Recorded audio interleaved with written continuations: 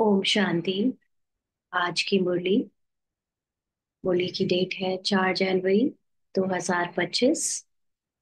आज बाबा के महावाक्य।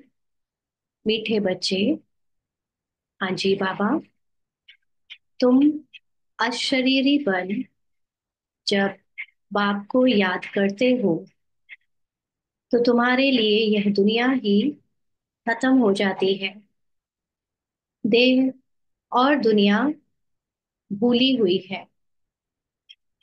अशरीरी बनकर बाबा को याद करना माना ये देह और शरीर, देह जिसको शरीर कहते हैं, इससे रिलेटेड कुछ भी संसार में हमको जो याद आता है, शरीर, शरीर की नाम, शरीर का पहचान, शरीर के रिश्ते, शरीर के शरीर में जो मन चला रहा है शरीर को, उसके संकल्प, सेंसेशन, इमोशंस, फीलिंग्स, प्राप्तियां, फिजिकल सुख साधन, सुविधाएं, कुछ भी कहानी में कोई भी बात, ये सब कुछ भुलाकर जब मात्र एक चेतना, चैतन्य शक्ति बनकर हम बाबा को याद करते हैं, वो इमॉर्टल सोल जो आत्मा है, वो जो बाबा को जब अपने सत्य स्वरूप में स्थित होकर देखती है, तो ये दुनिया पूरी तरह, उसका भान, उसका आभास हमारे लिए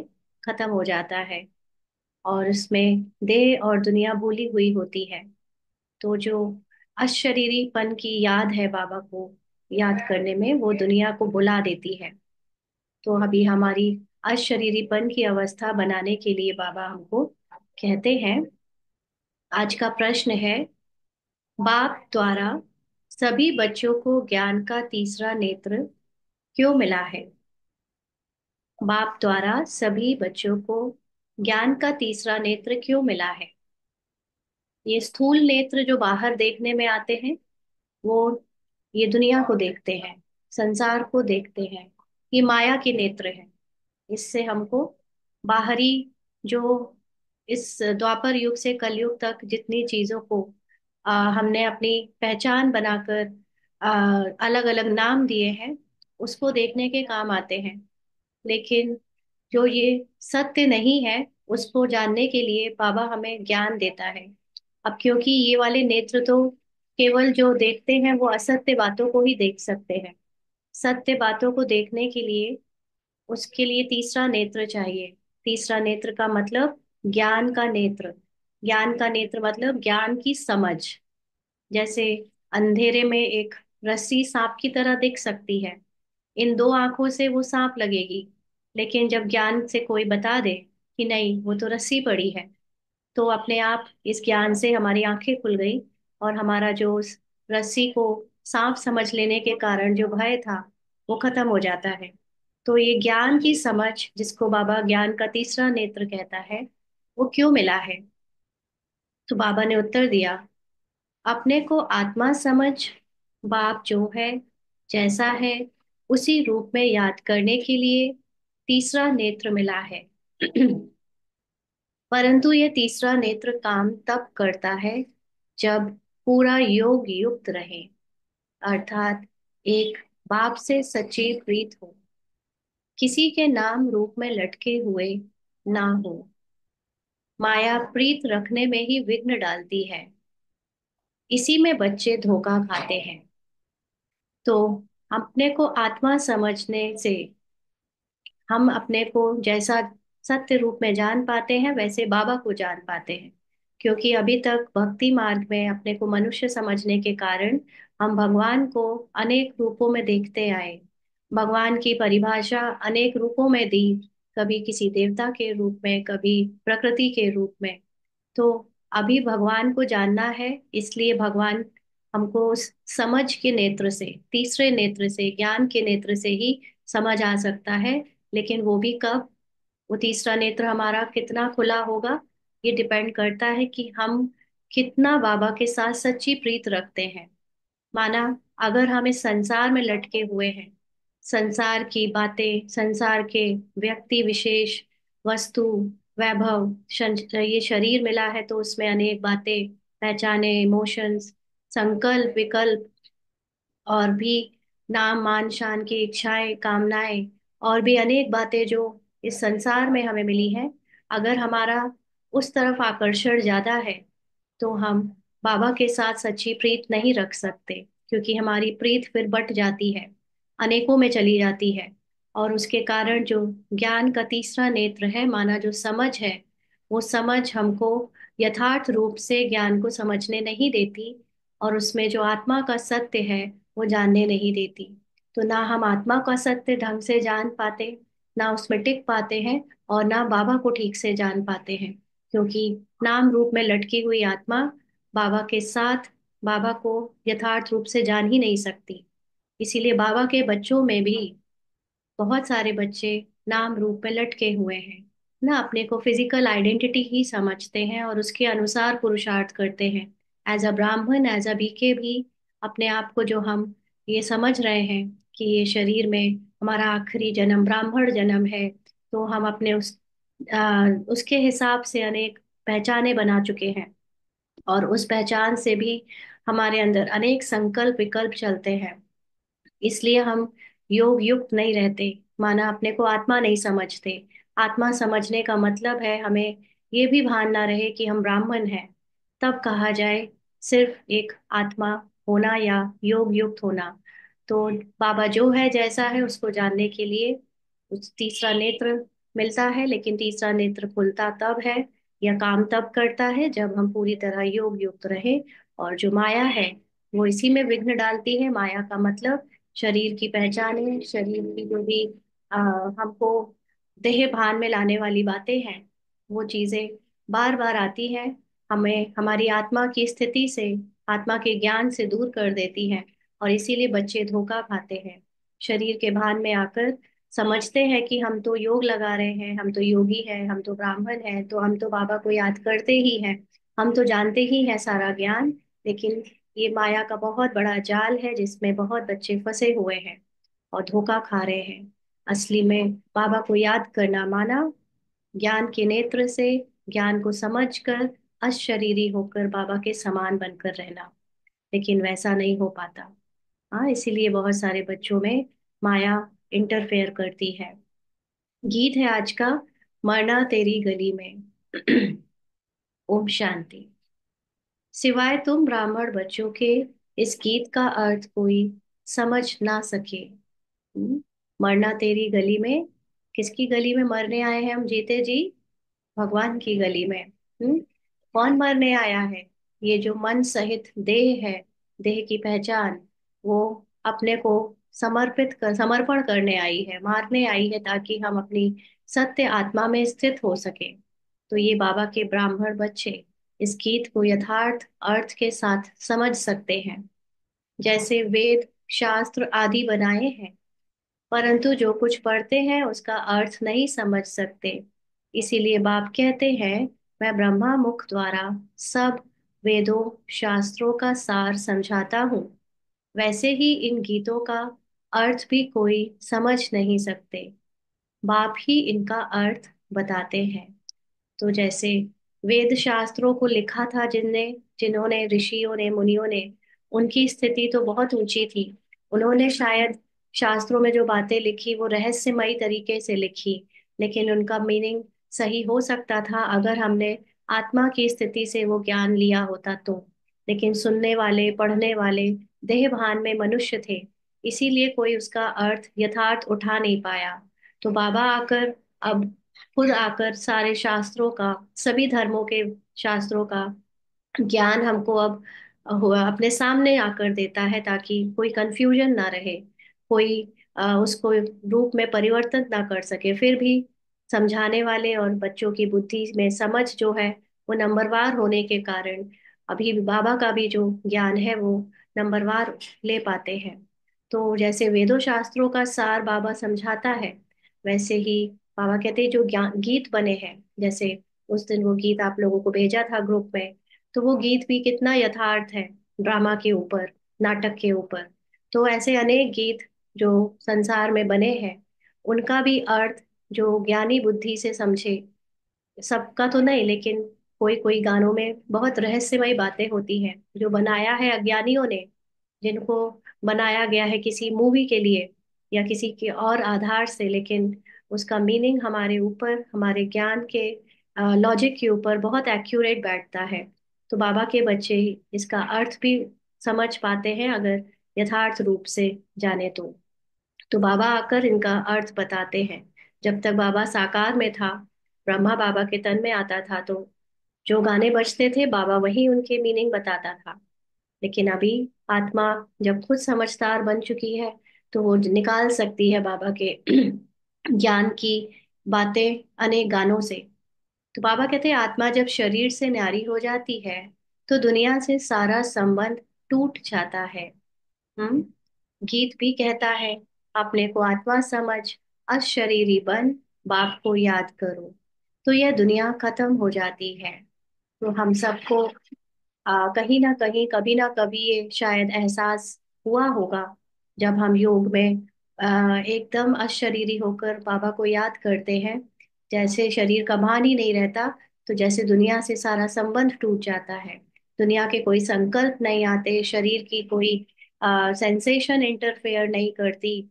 तब उस समय हम बाबा को याद करते हैं, तो दुनिया जैसे खत्म हो जाती है। यह शरीर इस पृथ्वी पर है, आत्मा इनसे निकल जाती है, तो फिर उस समय उनके लिए मनुष्य सृष्टि है नहीं। तो ये बाबा बात कर रहा है जब जन्म मरण के बीच का ड्रामा चल रहा होता है। तो क्योंकि ये ड्रामा स्थूल है, और ड्रामा में शरीर भी जो पार्ट प्ले कर रहा है वो भी स्थूल है। तो उसमें दिखाते हैं कि जब आत्मा निकल जाती है, तो फिर उस समय उनके लिए मनुष्य सृष्टि है नहीं। आत्मा इतनी सूक्ष्म है और नॉन फिजिकल है, इसलिए जब उसका पार्ट ओवर हो जाता है किसी शरीर के रोल से, तो जब वो उससे निकलती है तो वो रोल के हर चीज को त्याग देती है। भाषा, शब्द, आवाज, उसकी पहचाने, उसके रिश्तों की ममत्व, या सब कुछ, धन दौलत का ममत्व, सब कुछ उसके त्याग कर वो शरीर छोड़ती है। तो जैसे उसके लिए संसार, ये मनुष्य सृष्टि है नहीं। क्यों? क्योंकि ये मनुष्य सृष्टि केवल इन बाहर वाली दो आंखों से देखी जा सकती है, और आत्मा शरीर छोड़ने के बाद ये दो आंखें भी छोड़ देती है। जब शरीर छोड़ देती है, तो आंखें भी छूट जाती हैं। पूरा कोई जिन चीजों से हम इस शरीर को भोग रहे होते हैं, हम मतलब आत्मा, हाँ, तो आत्मा या मन जितनी चीजों से इस शरीर की कर्मेंद्रियों से शरीर को भोग रहा था, वो तो उसने इंस्ट्रूमेंट छोड़ दिया। तो उसके लिए फिर ये मनुष्य सृष्टि कैसे एग्जिस्ट कर सकती है? आत्मा नंगी बन जाती है। जैसे एक तार में करंट होता है, तो वो तार के अंदर है और उसको किसी अप्लायंस से लगाया हुआ है, तो वो अप्लायंस काम कर रहा है, उसका करंट फ्लो हो रहा है। लेकिन जब अप्लायंस से भी निकल जाए, उसका तार हटा दे और वो तार भी उसके ऊपर से हट जाए, तो फिर वो करंट जैसे नंगा हो गया, उसको पता ही नहीं चल रहा अभी कहाँ क्या है, उसका कोई यूज नहीं समझ आ रहा। तो ऐसे ही आत्मा भी बिना शरीर के कुछ नहीं जान पाती, कुछ उसका जैसे एग्जिस्टेंस ही बिना शरीर के ना के बराबर हो जाता है। वो सिर्फ एक डोरमेंट, डोरमेंट तो अभी नहीं होगी, लेकिन निकल जाने के बाद सब कुछ भूल जाती है। फिर जब शरीर में आती है तो पार्ट शुरू होता है, यानी आत्मा का जब सेकंड रोल का कॉस्ट्यूम उसको दोबारा मिलता है, तो फिर उसके अंदर वो संकल्प, वो पहचाने, और वो पार्ट जो संस्कार पिछले शरीर को छोड़ते समय आ, था उसमें, वो कुछ कुछ कैरी फॉरवर्ड होता है, और उसके पार्ट के अकॉर्डिंग नए संस्कार भी उसको मिल जाते हैं, क्योंकि कॉस्ट्यूम और हर पार्ट में हमको अलग अलग रोल मिलता है, उसके अकॉर्डिंग संस्कार भी डिफाइंड होते हैं, तो वो आने लगते हैं। फिर एक शरीर छोड़ दूसरे में जाकर प्रवेश करती है, वापस महातत्व में नहीं जाना है। तो जब हम 84 जन्मों के ड्रामा के अंदर, हम मतलब आत्मा, उसका मन बुद्धि शरीर बदलता है, कॉस्ट्यूम बदलता है, उस समय वो महातत्व में नहीं जाता। माना जो हमारी मूल अवस्था है साइलेंस की, उसमें नहीं लौटता। क्योंकि शरीर छोड़ते समय जब वो एक जन्म से दूसरे जन्म, दूसरे से तीसरे में जाती है, जिसको हम लोग मृत्यु और जन्म कहते हैं, वो सूक्ष्म शरीर के साथ जाती है, इसलिए वो कंप्लीट साइलेंस में नहीं लौट सकती, उड़कर दूसरे शरीर में जाती है। अब ये सब आप लोग इसको उसमें समझिएगा, बाबा ये किसको बता रहा है, उड़कर दूसरे शरीर में जाती है। ये ड्रामा के अंदर जब हम कहानी को देख रहे हैं एज अ एक्टर, तो हमें ये उड़कर शरीर से जाना फिर निकलना ऐसे लगेगा, है ना। बट साक्षी दृष्टा की स्थिति में ये चीजें अलग हो जाती है, इसका ज्ञान अलग बैठता है। फिलहाल अभी हम बाबा की भाषा में ही बात करें तो उड़कर दूसरे शरीर में जाती है। यहाँ इस आकाश तत्व में ही उनको पार्ट बजाना है। तो क्योंकि ये ड्रामा ऐसे देखने में आता है कि 5 तत्वों से बना हुआ है, जिसमें आकाश के नीचे जो ये धरती है, धरती पर हर शरीर को अपना पार्ट टिका कर प्ले करना होता है। तो ऊपर जो आकाश है, आकाश भी क्या है, आकाश जैसे पोलार है ना, खाली खाली खाली है पूरा, लेकिन देखने में ऐसे आता है जैसे ब्लू कलर का कोई छत है। तो उस तरह से उसमें भी आत्मा को ये दिखाते हैं कि एक शरीर से जब दूसरे में गई तो जैसे उड़ कर गई पार्ट बजाने। लेकिन हम सब अगर मूवी में देखें तो इसको सूक्ष्म में देखें, तो जब हम 3 घंटे का ड्रामा देखते हैं तो एक सीन से दूसरे सीन में जब हीरो का कॉस्ट्यूम चेंज हो जाता है, तो उसमें ऐसे नहीं दिखाते कि हीरो ने कोई उसको उतारा कपड़े फिर वो दूसरा शरीर पहना ना। लेकिन यहाँ पर हम हमें बाबा अभी पार्ट के अंदर की बातें समझाने के लिए इस तरह से समझाता है। बाबा कहते हैं मूल वतन में नहीं जाना है। जब आत्मा एक शरीर से दूसरे शरीर में मूव करती है ड्रामा के अंदर, तो वो मूल वतन नहीं जा सकती। मूल वतन का मतलब अपने ओरिजिनल स्वरूप में नहीं टिक सकती, क्योंकि आत्मा का पार्ट दिखाया गया है ड्रामा में डिग्रेड होने का। तो आत्मा डिग्रेड हो रही है मतलब उसका मन डिग्रेड हो रहा है। धीरे धीरे उसकी जो पवित्रता है, उसके जो 7 गुण है, वो खत्म होने के लिए कम होते जा रहे हैं। खत्म तो नहीं होते बट कम होते होते जैसे ना के बराबर बचते हैं। इसलिए वो मूल वतन में नहीं जा सकती, माना अपनी मूल अवस्था में नहीं लौट सकती। हर आत्मा जब एक रोल से दूसरे रोल में ट्रांसफर होती है तो उसकी बैटरी या उसका मन वो डिग्रेड होता है। तो जब शरीर छोड़ते हैं तो ना यह कर्म बंधन और ना वह कर्म बंधन रहता है।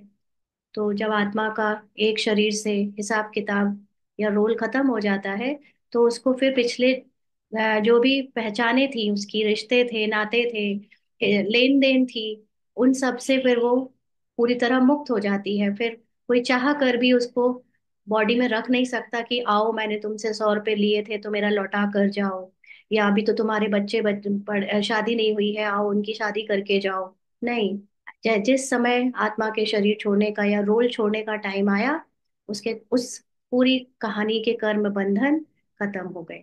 हाँ, तो कोई कर्म बंधन नहीं रहता।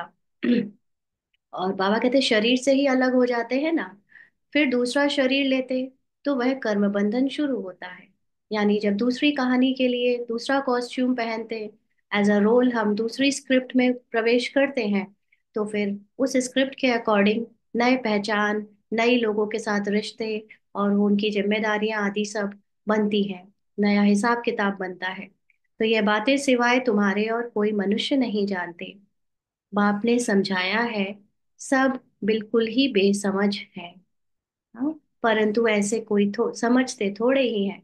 अब इस चीज को ध्यान रखना कि ये जो हमने अभी पढ़ा सब कुछ बाबा ने जो समझाया, वो हम ड्रामा के अंदर एज अ एक्टर बनकर अगर समझेंगे तो हमारे लिए जैसे एक कर्म हुआ, एक बंधन में आए फिर दूसरे बंधन में गए, माना ये एक सीक्वेंस में दिखा रहे हैं ना। बट साक्षी दृष्टा की स्थिति में हम पूरी कहानी को जब जानते हैं तो हमें ये ज्ञान रहता है कि आत्मा जो साक्षी दृष्टा है, ऑब्जर्वर है, वो मात्र अपने हर रोल को होता हुआ देख रही है। क्योंकि ये बना बनाया ड्रामा है, खेल है, फिक्स्ड है, ऑलरेडी रिकॉर्डेड है आत्मा के अंदर। तो जो रिकॉर्डेड स्क्रिप्ट है, जैसे एक कैसेट होती है या चिप होती है, उसके अंदर जब सारी चीजें रिकॉर्डेड पहले से होती हैं, तो हम उसको अगर मोबाइल में प्ले करें या कैसेट को रिकॉर्डर में प्ले करें, तो उसकी जो अंदर की रिकॉर्डिंग है वो जो जब बजती है तो वो एज इट इज पहले जैसी बजती है ना। तो यहाँ पर कुछ भी नया नहीं होता। इसलिए ये जो बात बाबा ऊपर कह रहा था कि एक शरीर छोड़ दूसरे में प्रवेश करती है, ये जस्ट एक अंडरस्टैंडिंग के लिए है। बट रियलिटी में ऐसा होता नहीं है ना। ये एक ऑब्जर्वर जानता है कि ये तो बनी बनाई मूवी चल रही है, इसमें कुछ भी स्थूल रूप से रियलिटी में हो नहीं रहा। दिखने में ऐसा आ रहा है कि एक आत्मा ने शरीर छोड़ा तो दूसरे में गई, जबकि ये रोल्स हैं, एक रोल खत्म तो दूसरा रोल शुरू। बस ये पता चलता है कि ये रोल मुझ आत्मा के मन ने प्ले किया सब में। तो मेरे लिए ही ये सारे ड्रामा की कहानी बाबा मुझे बता रहा है। तो बाप ने समझाया है सब बिल्कुल ही बेसमझ है, परंतु ऐसे कोई समझते थोड़े ही हैं। अपने को कितना अक्लमंद समझते हैं, पीस प्राइज देते रहते हैं ना। बाहर वाले जो संसार में निमित्त बने हैं, ये दुनिया में प्रचार प्रसार करने के लिए कि शांति लाओ शांति लाओ, और उनके द्वारा ऐसी ड्रामा में नूंद है कि वो कुछ करके दिखा देते हैं शांति के लिए, कोई कोई रेवोल्यूशन या कोई सोशल वर्क, तो उनको फिर उसके लिए पीस प्राइज मिल जाता है। बाकी उन्हें ये अकल थोड़ी ना है कि संसार में जो टाइम चल रहा है या जो समय चल रहा है उसमें हर किसी की बनी बनाई स्क्रिप्ट अनुसार उनको शांति सुख प्रेम पवित्रता मिलता है, और हर कोई की कहानी में अपना अपना पार्ट है। ये सब अकल थोड़ी ना है उन्हें, लेकिन ड्रामा में नूंद है उनको ऐसी एक्टिंग करने का, और उसके बदले में उन्हें पीस प्राइज मिलने का। तो बाबा कहते हैं यह भी तुम ब्राह्मण कुलभूषण अच्छी रीति समझा सकते हो। वह तो जानते ही नहीं कि पीस किसको कहा जाता है ना। बाकी सभी संसार के मनुष्य अपने को शरीर समझते हैं और शरीर के लिए शांति को ढूंढते हैं। तो असली शांति तो आत्मा में है, और आत्मा शरीर की से अलग है ये नहीं जानते। तो वो शांति परमानेंट कैसे मिल सकती ये भी नहीं समझते। कोई तो महात्माओं के पास जाते हैं कि मन की शांति कैसे हो। यह तो कहते हैं वर्ल्ड में शांति कैसे हो, ऐसे नहीं कहेंगे कि निराकारी दुनिया में शांति कैसे हो। तो क्योंकि मनुष्य के शरीर में रहते हुए मन को शांति की जब जरूरत होती है, तो फिर वो कभी सन्यासियों के पास जाएगा, कभी किसी और तरीके से शांति को ढूंढेगा। लेकिन अगर शांति ढूंढी जाए तो कहा जाएगा कि इस बोलने वाली दुनिया में ही शांति चाहिए। बाकी जो शांति धाम है निराकारी दुनिया, वहां तो शांति कोई मांगेगा नहीं। हम आत्माएं शांति धाम में रहती हैं, परंतु यह तो मन की शांति कहते हैं ना। किसकी शांति? ये नहीं कहते आत्मा की शांति, मन की शांति। तो आत्मा में जो मन है, ये मन किससे बना है? ये मन बना है विकल्प संकल्प, है ना। ये संकल्पों और विकल्पों का पूरा एक साथ पूरा संगठन कह लो, ये मिलाकर उसको मन कहते हैं। तो मन आत्मा से जब अलग होता है, अलग का मतलब अपनी अलग पहचान बनाता है, तो उसके अंदर द्वापर युग से संकल्प विकल्प की बहुत भीड़ शुरू हो जाती है। और कलयुग के अंत तक आते आते इतनी ज्यादा भीड़ हो जाती है संकल्प विकल्प की, तो मन को फिर अपने घर की याद आती है। माना वो जो इस आत्मा से निकला था शांति, उस शांति की प्रवेशता फिर से हो जाए उसके लिए फिर वो तड़पता है। और वो जब तक खुद को जानता नहीं, अपने घर को जानता नहीं, तब तक वो बाहर से प्रयास करता है कि हॉलीडेज चला जाऊं, कि मंदिर मस्जिद गुरुद्वारे चला जाऊं, कि दुनिया से दूर चला जाऊं। तो उसको स्थूल रूप से कई बार कोशिश करता है, लेकिन शांति का जो स्थान है वो उसका अपना असली घर है, वो नहीं, ये जानता नहीं जब तक बाबा ना आकर बताए।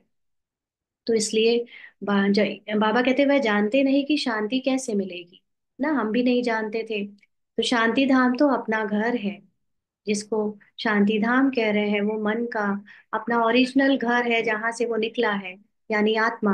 तो आत्मा से मन जब दूर हो गया तो भटकने लगा, और वापस जब ये अपने संकल्प विकल्प छोड़ दे, मन जिसको कहता है कि मैं बना हुआ हूँ इन संकल्प विकल्प से, अगर वो ये छोड़ दे संसार के संकल्प विकल्प, तो मन का कोई अलग अस्तित्व नहीं रहेगा, तो वो वापस अपने घर आ जाएगा। शांति धाम माना अपने आत्मा में मर्ज हो जाएगा और शांति को फिर से प्राप्त कर लेगा। तो यहाँ शांति कैसे मिल सकती है? लेकिन क्योंकि हम सबको रोल में आना है, और रोल में टाइम के अनुसार जब जो टाइम चल रहा है उसके अनुसार स्क्रिप्ट संकल्प विकल्प देती है, इसलिए यहाँ पर पूरी तरह से मन शांत हो जाए, संकल्प आए ही ना, ऐसा होना मुश्किल है। तो बाबा कहते हैं हाँ, सतयुग में सुख शांति संपत्ति सब है, जिसकी स्थापना बाप करते हैं। तो सतयुग में मन बुद्धि संस्कार तीनों आत्मा में मर्ज्ड होते हैं, अलग से कोई अस्तित्व नहीं बनाते। इसीलिए उसमें शांति और शरीर को संपत्ति या गुणों से भरपूरता मिलती है। यहाँ तो कितनी अशांति है। यहाँ का मतलब जो द्वापर कलयुग का समय चल रहा है, कलयुग में तो यहाँ पर मन ने अपने आप को आत्मा से अलग करके पहचान बना ली है, इसीलिए इतनी अशांत है वो। यह सब अब तुम बच्चे ही समझते हो। सुख शांति संपत्ति भारत में ही थी। भारत का मतलब जहाँ पर सब आत्माभिमानी थे। जहाँ भारत वो स्थान है जहाँ से शुरुआत होती है ड्रामा की, और वो उधर सब के सब आत्माभिमानी होते थे, इसलिए सुख शांति संपत्ति सब कुछ था। वह वर्षा था बाप का, और दुख अशांति कंगालपना यह वर्षा है रावण का, माना अज्ञानता का देह भान का। यह सब बातें बेहद का बाप बैठ बच्चों को समझाते हैं। बाप परम धाम में रहने वाला नॉलेजफुल है, जो सुख धाम का हमको वर्षा देते हैं।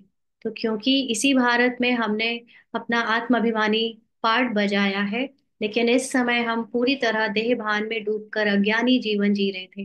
तो जो ड्रामा में हमारे जैसा पुनर्जन्म में नहीं आता, जन्म मरण के चक्र में नहीं आता, माना जिसका एक्ट नहीं है हमारे जैसे ज्ञान भुलाने का, वो परम धाम यानी परम स्थिति में रहने वाला बाप परमात्मा, जो कंप्लीट नॉलेजफुल है, जिसके पास पूरे संसार की इस ड्रामा के खेल की कंप्लीट नॉलेज है, जो साक्षी होकर इस खेल को देखता है, उसका पार्ट फिर शुरू होता है और वो आकर हमको हमारा सत्य फिर से याद दिलाता है। तो हमें वो सुख धाम यानी आने वाली सतयुगी दुनिया, या वो भारत जिसके हम शुरुआत में अ, अधिकारी थे, उसका उसमें वापस हमको ले जाता है, सुख धाम का वर्षा देता है। वह हम आत्माओं को समझा रहे हैं। यह तो जानते हो नॉलेज होती है आत्मा में, उनको ही ज्ञान का सागर कहा जाता है। तो जैसे परमात्मा नॉलेजफुल है, वैसे ही आत्मा में भी सातों गुण कंप्लीट होते हैं। उसमें से एक गुण है नॉलेज का। तो बाबा, हम अभी ये जो ड्रामा में ज्ञान ले रहा है, पुरुषार्थ कर रहा है, वो है मन, आत्मा का मन, जिसने अपने को आत्मा से अलग समझकर इस संसार में पहचान बनाई हुई है, भूला हुआ है अपने ट्रुथ को। वो मन अभी वापस नॉलेज ले रहा है, वो जो आत्मा में नॉलेज ऑलरेडी है। तो जैसे जैसे ये मन को अपने आत्मा की कंप्लीट नॉलेज की संपूर्णता में वो स्थित हो जाएगा, उसकी अज्ञानता संकल्प विकल्प सब समाप्त हो जाएंगे, तो वो वापस अपने सत्य में लौट जाएगा। इसीलिए जैसे बाबा ज्ञान का सागर है, वैसे आत्मा भी ज्ञान मास्टर ज्ञान का सागर होती है, बट उसका मन उस ज्ञान को भुला देता है। बाबा कहते हैं वह ज्ञान का सागर इस शरीर द्वारा वर्ल्ड की हिस्ट्री ज्योग्राफी समझाते हैं। वर्ल्ड की आयु तो होनी चाहिए ना। तो वर्ल्ड का मतलब ये ड्रामा खेल, खेल की एक अवधि होती है, एक ड्यूरेशन होती है। ऐसे नहीं कि अनलिमिटेड टाइम तक चलता रहेगा। तो बाबा कहते हैं वर्ल्ड तो है ही, सिर्फ नई दुनिया और पुरानी दुनिया कहा जाता है। तो इस खेल में नया और पुराना बस इतना अंतर है। अब बस नहीं है, ये बहुत बड़ा अंतर है। तो बाबा कहते हैं यह भी मनुष्यों को पता नहीं, न्यू वर्ल्ड से ओल्ड वर्ल्ड होने में कितना समय लगता है। तुम बच्चे जानते हो कलयुग के बाद सतयुग जरूर आना है, इसलिए कलयुग और सतयुग के संगम पर बाप को आना पड़ता है। यह भी तुम जानते हो परमपिता परमात्मा ब्रह्मा द्वारा नई दुनिया की स्थापना शंकर द्वारा विनाश कराते हैं। तो ये सब जो भगवान कहता है कि ब्रह्मा शंकर विष्णु त्रिदेव देवताओं के रूप में दिखाया है, ये भक्ति के ज्ञान को लेकर बाबा हमें क्लियर करता है ज्ञान, क्योंकि भक्ति में हम ब्रह्मा विष्णु शंकर को मानते थे और उनको ही भगवान समझकर पूजते थे। तो जब परमात्मा आते हैं यानी शिव बाबा आते हैं, तो उसी ज्ञान को यूज करके उन्हें सूक्ष्म वतन में सेटल कर देते हैं, और फिर बताते हैं कि ब्रह्मा के द्वारा स्थापना, विष्णु पालना और शंकर के द्वारा विनाश। लेकिन जैसे जैसे आप आत्माभिमानी बनते जाओगे, क्लियर होता जाएगा, तो बाबा फिर ये भी क्लियर कर देता है कि सूक्ष्म वतन है नहीं, है ना। तो पहले बाबा भक्ति का ही ज्ञान उठाता है और फिर उसको एक तरह से क्लियर कर देता है कि इस ज्ञान से मैं तुमको तुम्हारे सत्य तक पहुंचाने के लिए यूज कर रहा था, बट जैसे ही सत्य में आप पहुंचते हो तो स्थूलता की कोई बात नहीं, स्थूल देवताओं की, स्थूल शरीर की कोई बात नहीं, सब आत्मा में ही है। आत्मा के अंदर ही सारे पार्ट बज रहे हैं। तो उस समय हमें यह आभास हो जाता है कि जैसे मुझ मेरे अंदर ही सब कुछ हो रहा है, ये पूरा 84 जन्मों का खेल आत्मा के अंदर हो रहा है। तो उसी में तो ये ब्रह्मा विष्णु शंकर हैं, उसी में तो शिव बाबा का पार्ट बज रहा है, उसी में तो हमें हमारे सत्य को जानने का पार्ट बज रहा है। तो सब कुछ आखिर में किसके अंदर है? मुझ आत्मा के अंदर। तो अल्टीमेटली वो आत्मा जो अपने सत्य को जान जाती है, तो जैसे वो अपने, ये मन अपने घर लौट गया, वो मूल परम धाम में स्थित हो गया। तो बाबा कहते हैं त्रिमूर्ति का अर्थ ही यह है, स्थापना, विनाश और पालना। हमें बहुत केयरफुल होना चाहिए ज्ञान को लेते समय, क्योंकि ज्ञान में स्थूलता और सूक्ष्मता मिक्स्ड है। तो कहाँ पर बाबा स्थूलता से समझा रहा है, लेकिन ले जाता है वो सूक्ष्मता की तरफ। तो हम स्थूल में अगर बने रहेंगे, अगर हम स्थूल की नॉलेज को डाइल्यूट नहीं करेंगे और अपनी सूक्ष्मता को नहीं जानेंगे, जिसको बाबा कहता है योग युक्त नहीं रहेंगे, तो एग्जैक्टली बाबा हमें आत्मा और परमात्मा का जो अनुभव कराना चाहता है वो नहीं हो पाएगा। इसलिए आ, अभी जो स्थूल स्थूल बातें हैं जो बाबा की, उससे और उसमें जाना है गहराई में ना। ये सब बातें तो दुनिया भी जानती है, स्थापना, विनाश, पालना, बट ऐसा क्या है जो बहुत थोड़े से बच्चे जान पाते हैं, जिसको बाबा ने कल शाम की मुरली में कहा भी था ना, बहुत थोड़े से बच्चे उसका पुरुषार्थ करते हैं। तो इसीलिए उस गहराई में जाने वाली चीजों को समझना है। तो ये सब तो कॉमन बात है, त्रिमूर्ति का अर्थ है स्थापना, विनाश और पालना। परंतु ये बातें तुम बच्चे भूल जाते हो, नहीं तो तुमको खुशी बहुत रहे। किस बात की? कि हमारे अंदर ही, ये आत्मा के अंदर ही स्थापना, आत्मा के अंदर ही विनाश और आत्मा के अंदर ही पालना का इस समय पाठ चल रहा है ना। हम अपने अंदर सतयुगी नए संस्कारों की स्थापना कर रहे हैं, और कलयुगी अवगुणों की या मन बुद्धि संस्कार के जो संकल्प विकल्प हैं उन सब का विनाश कर रहे हैं। और जितना जितना हमारे अंदर नई स्मृति की स्थापना होती जा रही है, उसको कंटिन्यू भी रखना है, उसको पालना भी कर रहे हैं। तो ये सब बातें अगर याद रहे, ज्ञान याद रहे, तो बहुत खुशी रहे। बाबा कहते हैं निरंतर याद रहनी चाहिए। तो बाबा कहते हैं बाबा, इसीलिए बाबा ने हमको ये टाइटल दिया हुआ है मास्टर भगवान। मास्टर भगवान का मतलब जिसे निरंतर ज्ञान याद रहता है ना। भगवान भगवान ज्ञान के कारण है, क्योंकि वो ये ज्ञान कभी नहीं भूलता, इसीलिए वो परम धाम में रहता है। ये कहा जाता है कि वो अपनी परम स्थिति को कभी नहीं छोड़ता, और हम लोग अपनी परम स्थिति से नीचे आ जाते हैं, जन्म मरण के चक्र में फंस के खुद को देह समझने लगते हैं। तो अब जबकि हम मास्टर ब्रह्मा बने हैं, मास्टर भगवान बने हैं, बाबा के समान जो ज्ञान हमको मिला है, उस ज्ञान को हमें अपने अंदर निरंतर याद रखना चाहिए। तो बाबा हमको अब नई दुनिया के लिए लायक बना रहे हैं। तुम भारतवासी ही लायक बनते हो, और कोई नहीं।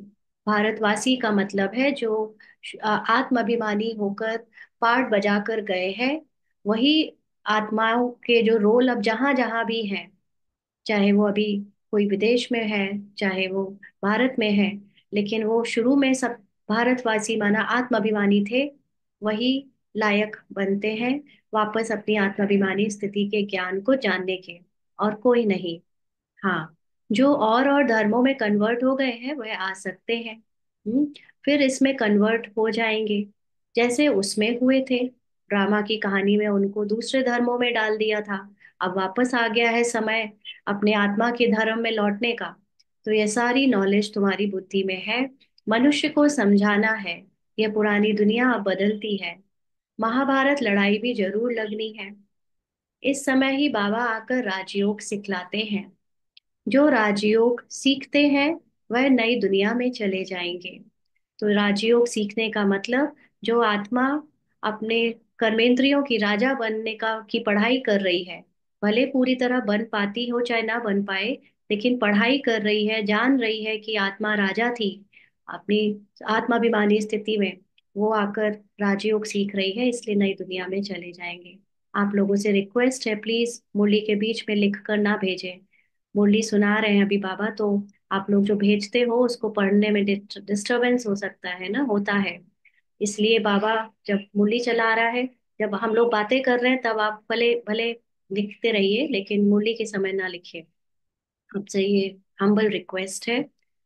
बाबा कहते महाभारत लड़ाई भी जरूर लगनी है, तो ये महाभारत लड़ाई बाहर जो दिखने में आएगी, वो एक्चुअली में हमारे अंदर की लड़ाई का रिफ्लेक्शन है। हमारे अंदर जो माया से लड़ाई है, इस ज्ञान के द्वारा, पांडव और कौरव यानी अज्ञानता की लड़ाई, उसको ही बाहर महाभारत की लड़ाई या वर्ल्ड वॉर 3 के रूप में मनुष्य समझते हैं। तो इस समय ही बाबा आकर राजयोग सिखलाते हैं। जो राजयोग सीखते हैं वह नई दुनिया में चले जाएंगे। तुम सबको समझा सकते हो कि ऊंच ते ऊंच है भगवान, फिर ब्रह्मा विष्णु शंकर, फिर आओ यहाँ, मुख्य है जगत अम्बा, जगत पिता। बाप आते भी यहाँ है ब्रह्मा के तन में, प्रजापिता ब्रह्मा तो यहाँ है ना। ब्रह्मा द्वारा स्थापना सूक्ष्म वतन में तो नहीं होगी ना। तो ब्रह्मा को बाबा ने कई बार ये साफ किया है, क्लियर किया है कि ब्रह्मा देवता नहीं है, ब्रह्मा मनुष्य है। कई बार बाबा ने इस बात को लिखा है। तो ब्रह्मा जो मनुष्य के रूप में पुरुषार्थ करके गए, वो सूक्ष्म वतन में कैसे हो सकते हैं, वो तो यहाँ ही है।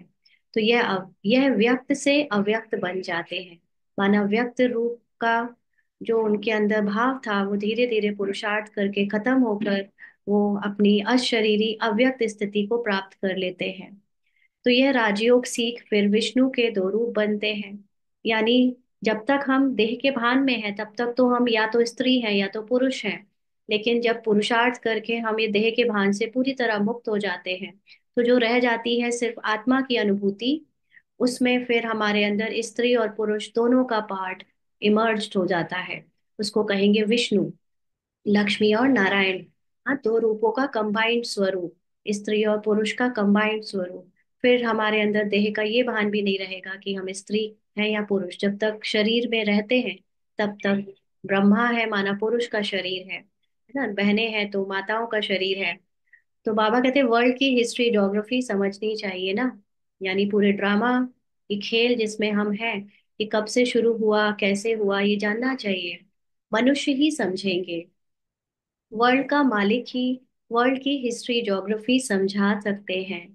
जिस मालिक का मतलब जो इस खेल में आकर खुद डूबता नहीं है, हमेशा इससे परे रहता है, इसलिए वो इसका मालिक है। कभी भी वो ड्रामा के वश नहीं होता। तो वही आकर इस ड्रामा का खेल समझाता है। वह नॉलेजफुल पुनर्जन्म रहित है। वह नॉलेज सॉरी यह नॉलेज किसी की बुद्धि में नहीं है। परखने की भी बुद्धि चाहिए ना। तो ये ज्ञान जब बाबा देता है, तो उसमें बाबा के बच्चे पहले परख के अंदर आते हैं ज्ञान को। जो पुरानी नॉलेज है या दूसरों की नॉलेज है, उससे परख कर अंदर आकर बाबा का ज्ञान उठाते हैं, अपने को बच्चा समझते हैं। फिर धीरे धीरे बाबा के ज्ञान में भी कौन सी बातों को किस तरह लेना है, उसमें भी परखने की शक्ति चाहिए। तो बाबा कहते हैं कुछ बुद्धि में बैठता है या ऐसे ही नब्ज देखनी चाहिए। जब भी किसी को ज्ञान सुनाए, कोई आता है ज्ञान लेने के लिए, तो ये भी परखने की हमारे अंदर शक्ति होनी चाहिए कि उसको कुछ बुद्धि में बैठ भी रहा है या नहीं। हाँ, हम किसी को समय दे रहे हैं, इतने अमूल्य रत्नों का ज्ञान दे रहे हैं, उसकी नब्ज देखनी चाहिए, उसे समझ में आता है या ऐसे ही है। एक अजमल खां नामी ग्रामी वैद्य होकर गया है। कहते हैं देखने से ही उनको बीमारी का पता पड़ जाता था। अब तुम बच्चों को भी समझना चाहिए कि यह लायक है या नहीं। तो बाबा के बच्चे जो दूसरों को ज्ञान देने के या कोर्स कराने के निमित्त बनते हैं, तो अब उनके अंदर भी योग युक्त अवस्था होनी चाहिए। योग युक्त अवस्था में ही परखने की शक्ति होती है। यानी अपनी आत्माभिमानी स्थिति में परखने की शक्ति अपने आप होती है, जिससे हम पहचान सकते हैं सामने वाली आत्मा को क्या चाहिए। और जो हम दे रहे हैं वो उसको चाहिए भी कि नहीं चाहिए, समझ आ भी रहा है कि नहीं आ रहा है।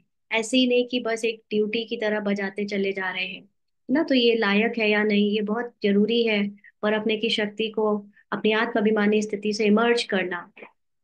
बाप ने बच्चों को ज्ञान का तीसरा नेत्र दिया है, जिससे तुम अपने को आत्मा समझ, बाप जो है, जैसा है, उसी उसको उसी रूप में याद करते हो। तो तीसरा नेत्र का ही सारा कमाल है। तीसरा नेत्र का मतलब ज्ञान की समझ। जितना हम ज्ञान समझेंगे एक्यूरेटली, उतना ही हमको बाबा का बाबा को याद करने का यथार्थ अ, तरीका पता चलेगा। परंतु ऐसी बुद्धि उनकी होगी जो पूरा योग युक्त होंगे। जितना जितना हम अपनी आत्मा में स्थित होंगे, योग युक्त का मतलब आत्मा में स्थित होना, अशरीरी होना। तो जो जितना ज्यादा अशरीरी और योग युक्त होगा, उतना ज्यादा उसको बाबा का सत्य पता होगा, बाप से प्रीत बुद्धि होगा।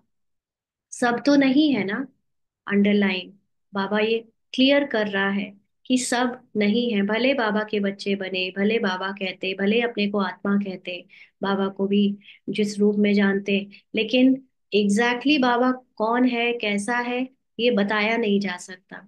ये केवल उस अवस्था में टिक कर, आत्मा के अवस्था में टिक कर बाबा को जाना जा सकता है। बाबा का रियल डेफिनेशन शब्दों में बयां नहीं किया जा सकता। अभी भी हम जो शब्दों से बाबा को जानते हैं, जो परिभाषा से बाबा को जानते हैं, वो परिभाषा भी अधूरी है, क्योंकि हमारी अभी फिजिकल आइडेंटिटी हम पर हावी है। इसीलिए उसको शब्द चाहिए, उसको ये इमेजिनेशन चाहिए, और उसको साक्षात्कार चाहिए। लेकिन जब हमारे अंदर इन सब से भी परे की अवस्था हो जाती है, अशरीरीपन की, तब बाबा का जो यथार्थ परिचय हमें पता चलता है, उसको शायद बयां भी नहीं कर सकते, और कर भी दे तो समझने वाले समझ नहीं सकते। तो बाबा कहते सब तो नहीं है ना, एक दो के नाम रूप में लटके पड़ते हैं। यहाँ पर हम एज अ ब्राह्मण भी देखें तो हमको भले हम ब्रह्मा को भी देख के नाम रूप में लटके हैं, है ना। हम इतनी सारी बहनें, दीदियां, दादियां, भाई, इन लोगों में कितना लटके पड़े हैं। नाम रूप में लटकने का मतलब ये नहीं है कि हम किसी के शरीर से आकर्षित हो रहे हैं। नाम रूप में लटकने का मतलब है कि भगवान को अभी भी हम शरीर और चित्रों में ढूंढते हैं, नाम में ढूंढते हैं, शब्दों में ढूंढते हैं। तो जब तक हम इस शब्दों से परे ना हो जाएं, भाषा से परे ना हो जाएं, शरीर के भान से परे ना हो जाएं, तब तक भगवान से प्रीत बुद्धि पूरी तरह जुट नहीं सकती। तो अभी एज अ ब्राह्मण आप देखो, हमारी ज्यादातर बातें, क्लासेस किसकी होती हैं? दादियों की, भाइयों की, बाबा की, ब्रह्मा बाबा की, साकार की होती हैं ना। निराकार की बातें कर पाना सबके बस की बात नहीं है, क्योंकि वो निराकार की स्थिति में स्थित नहीं हुए हैं। तो बाप कहते हैं प्रीत तो मेरे साथ लगाओ ना। जानकी दादी ऐसे कहती थी ना, मेरे साथ लगाओ ना। माया ऐसी है जो प्रीत रखने नहीं देती है। माया का मतलब ये कहानी, ये संसार में चल रहा ड्रामा, ये ऐसा है जो आपको अशरीरी ये सब कुछ भुलाने नहीं देता। माया भी देखती है, हमारा ग्राहक जाता है तो एकदम नाक कान से पकड़ लेती है। जैसे होता है ना, कोई आप किसी ऐसे एडवेंचर पार्क में जाओ, वहां अनेकों चीजें देखने में आकर्षित कर रही हैं। हाँ, और फिर जब किसी को पता चल रहा है अरे ये यहाँ से जाने वाले, हमारा कस्टमर खोने वाला है, तो उसको और अपने आप में डुबोने के लिए ऐसी ऐसी चीजें दिखाती है कि कोई हमारे कस्टमर भाग ना जाए। तो ऐसे ये संसार, ये जो ड्रामा का खेल है, इसको कोई हम लोग भुलाने की कोशिश करते हैं, तो संसार का खेल और ही ज्यादा इनोवेटिव, क्रिएटिव, इमेजिनेटिव होता जाता है। तो और उसमें ब्राह्मण फंस रहे हैं। तो बाबा कहते हैं फिर जब धोखा खाते हैं, तब समझते हैं माया से धोखा खाया। माया जीत जगत जीत बन नहीं सकेंगे, ऊंच पद पा नहीं सकेंगे, अगर ये संसार का खेल भुलाया नहीं ना। दादी और जैसे मम्मा थे, तो उन लोगों के पुरुषार्थ में बताते हैं कि वो लोग कभी रास्ते से जाते भी थे तो अगल बगल में भी नहीं देखते थे कि कौन क्या है, दुकान है कि शहर है, बिल बोर्ड लगे हैं कि क्या।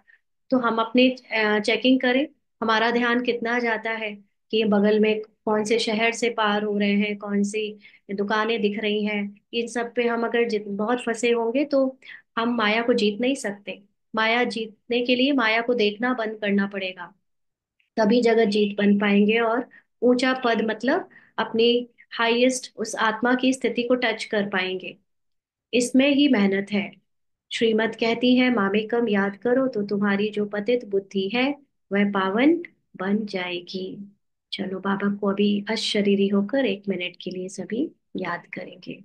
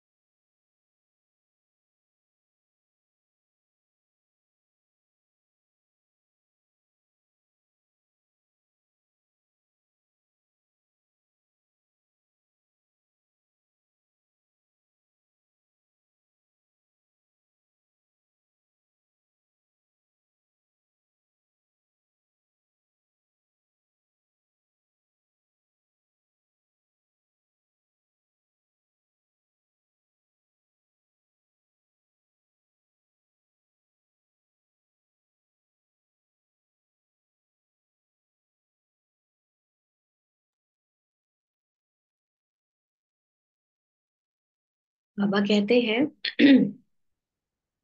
मामेकम याद करो तो तुम्हारी जो पतित बुद्धि है वह पावन बन जाएगी। तो क्योंकि मन बुद्धि संस्कार तीनों ही द्वापर से कलयुग तक अपनी स्टेजेस को चेंज करते करते एकदम अपने सत्य ज्ञान को भुला चुका है।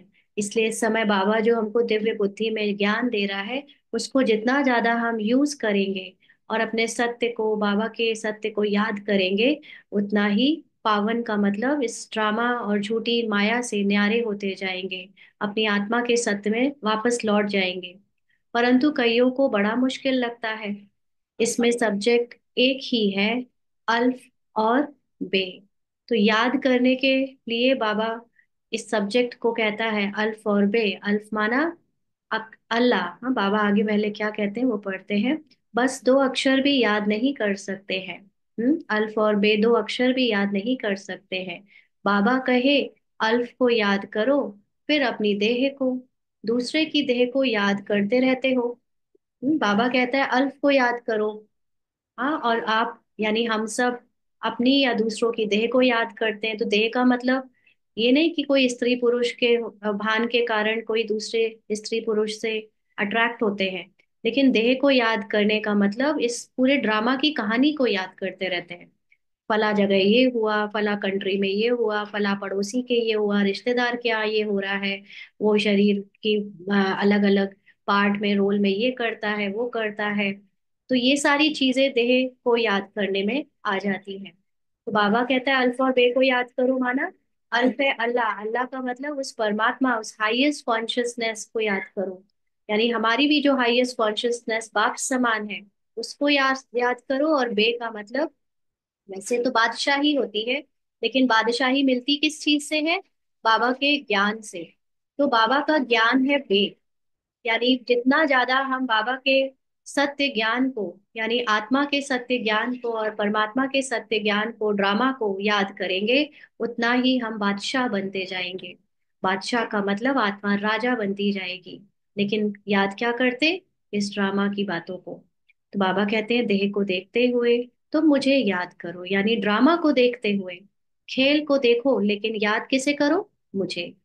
आत्मा को अब तीसरा नेत्र मिला है। दुनिया वालों के लिए 2 नेत्र यूज करो, बट अपने लिए तीसरा नेत्र खोल के रखो कि मुझे देखने समझने का, उससे काम लो। हर समय बाबा को, जो जैसा है बाबा का ज्ञान को समझने के लिए ये 2 नेत्रों से नहीं समझ लो ना, क्योंकि बाबा के ज्यादातर बच्चे इन 2 नेत्रों का यूज करते हैं बाबा को समझने के लिए। बाबा का चित्र, बाबा की फोटो, बाबा का नाम, बाबा का जो भी स्वरूप चित्रों में बनाया है, जो भी कहानी चित्रों में दिखाई है, उसको देखकर उसी में अटके रहते हैं कि नहीं नहीं बाबा ने बनाया यही होगा, ऐसे ही होगा। एक्चुअली में बाबा को ये आंखें बंद करके फिर अपने तीसरे नेत्र से ज्ञान की दृष्टि से जाना जा सकता है। बट मेजोरिटी बाबा के बच्चे तीसरा नेत्र बंद रखते हैं, दो नेत्र खोल के रखते हैं। हाँ, और उससे समझने की कोशिश करते हैं। तो फिर वो अवस्था बनती नहीं। तो बाबा साफ साफ कह रहा है कि आत्मा को अब तीसरा नेत्र मिला है, मुझे देखने समझने का। आत्मा का मतलब यहाँ पर मन से है। मन को तीसरा नेत्र मिला है। अभी तक मन ये दो लेंसेज से देख रहा था। अब ये दो लेंसेज को बंद करके अपने तीसरा लेंस जो है ज्ञान का लेंस, उससे देखो। और मुझे देखने समझने का मतलब अपनी आत्मा, अपने सत्य को और परमात्मा को देखने का, उससे काम लो। तुम बच्चे अभी त्रिनेत्री, त्रिकालदर्शी बनते हो। इस समय हमको अपने पास्ट प्रेजेंट फ्यूचर का भी पता चला, कहानी का पता चला, और अपने तीनों कालों का, तीनों लोकों का पता चला। परंतु त्रिकालदर्शी भी नंबरवार हैं। जो ये नॉलेज रखते हैं आ, आत्मा के सत्य के का, स्टार्टिंग से लेकर एंड तक की बातों का, उसमें भी नंबरवार है। नॉलेज धारण करना कोई मुश्किल नहीं है, बहुत ही अच्छा समझते हैं। परंतु योग बल कम है, देही अभिमानी पना बहुत कम है। कल भी बाबा ने ये बात बोली थी कि मुरली को समझने के लिए तो बहुत सारे बच्चे अच्छा समझ रहे हैं, एज लिटरल मीनिंग, एज देह के भान में जो समझा जा सकता है, रट रट लेना या पॉइंट सुनाना, या जैसे बाबा जो बातें कर रहा है उसको बाबा के मेजॉरिटी बच्चे अच्छे से समझा लेते हैं एज इट इज। बट जो योग बल कम है, माना अपनी आत्माभिमानी स्थिति नहीं है। और उस आत्माभिमानी स्थिति के कारण, ना होने के कारण, जो एक्चुअली में अवस्था से जाना जाता है परमात्मा को, वो बहुत कम लोगों, बच्चों में क्लियर है। थोड़ी बात में क्रोध, गुस्सा आ जाता है, गिरते रहते हैं। क्योंकि हमारा परिवर्तन अभी तक हम कहाँ से कर रहे थे? ऊपर से कर रहे थे। ऊपर से क्रोध छोड़ा, ज्ञान को जितना समझा, तो जिसमें हम कहते हैं हमने 80% क्रोध छोड़ दिया। हाँ, लेकिन वो 20% क्रोध, गुस्सा या दूसरे संस्कार बार बार जब इंटरफेयर करते हैं, तो फिर हम उसमें गिरते हैं, है ना? फिर उठते हैं, फिर गिरते हैं। माना अपने को वो देह का संस्कार और देह की एक्टिंग में उस पार्ट को समझ लेने से अवस्था को बार बार उठाते हैं, फिर गिर जाती है। तो बाबा कहते हैं आज उठे, कल फिर गिर पड़ते हैं। देह अभिमान मुख्य है। देह अभिमान का मतलब अपनी शरीर से पहचान बनाना, ये मुख्य बात है, इसीलिए बार बार गिरते हैं। फिर और विकार, लोभ मोह आदि में फंस पड़ते हैं। क्योंकि एक विकार देह अभिमान में अपना लगता है तो बाकी के सारे भी आ जाते हैं। तो देह में भी मोह रहता है ना। माताओं में मोह जास्ती होता है। अब बाप उससे छुड़ाते हैं। तुमको बेहद का बाप मिला है, फिर मोह क्यों रखते हो? उस समय शक्ल, बातचीत ही बंदर मिसल हो जाती है। हाँ, जिससे मोह होता है, ममता होता है, चाहे पति के बारे में बात करे, चाहे बच्चे के बारे में बात करे, तो शक्ल जैसे बंदर मिसल हो जाती है। हाँ, बाप कहते नष्टो मोहा बन जाओ, निरंतर मुझे याद करो। पापों का बोझा सिर पर बहुत है, वे कैसे उतरे? हम्म। परंतु माया ऐसी है, याद करने नहीं देगी।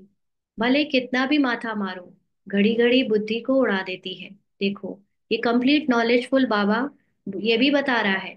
एक तरफ से कह रहा है कि बच्चे याद करो, याद करो, और दूसरी तरफ से ये भी बता रहा है कि माया घड़ी घड़ी बुद्धि से उड़ा देगी, कितना भी माथा मारो। वो दोनों चीजें जानता है। कितनी कोशिश करते हैं हम मोस्ट बिलीवेड बाबा की ही महिमा करते रहें।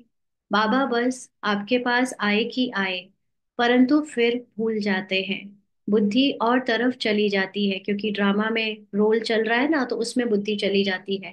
यह नंबर वन में जाने वाला भी पुरुषार्थी है ना, जिसे पता है कि वो नंबर वन कृष्ण बनेगा, या सबसे हाईएस्ट सोल है पूरे ड्रामा में, पार्ट बजाने वाली, वो भी अपने उस पार्ट को भुलाने का पुरुषार्थ करती है। बच्चों की बुद्धि में यह याद रहना चाहिए कि हम गॉड फादरली स्टूडेंट हैं।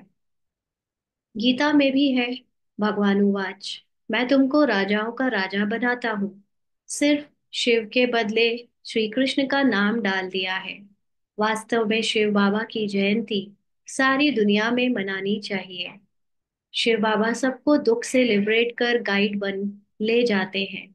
यह तो सब मानते हैं कि लिबरेटर गाइड है। गाइड का माना गाइड मतलब रास्ता दिखाने वाला, सुख शांति का। लिबरेटर माना मुक्त करने वाला, जो हमको इस शरीर और देह के भान के बंधनों से लिबरेट यानी मुक्त कर दे। सबका पतित पावन बाप है, सबको शांति धाम सुख धाम में ले जाने वाला है। सबका मतलब कंप्लीट ह्यूमन सोल्स का, जितने भी 800 करोड़ से ज्यादा आत्माएं हैं, सबके लिए भगवान है ना, वो सबके लिए लिबरेटर है, गाइड है। तो उसकी जयंती पूरी दुनिया में होनी चाहिए।